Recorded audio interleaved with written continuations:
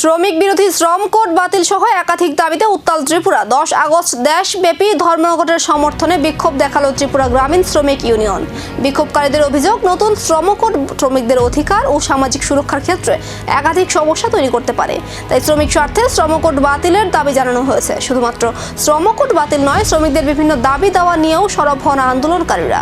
তাদের বক্তব্য, শ্রমিকদের ন্যায্য অধিকার, কাজের নিরাপত্তা এবং সামাজিক সুরক্ষা নিশ্চিত না হলে আগামী দিনে আন্দোলন আরো জোরদার করা হবে। আগামী 10ই আগস্ট সারা ভারতব্যাপী শ্রমিক এবং কৃষক সংগঠন সমূহের যে প্রতিবাদ দিবস, সেই প্রতিবাদ দিবসের সংহতি জানিয়ে আমরা ত্রিপুরার গ্রামীণ শ্রমিক ইউনিয়ন আজকের এখানে এই বিক্ষোভ সমাবেশ।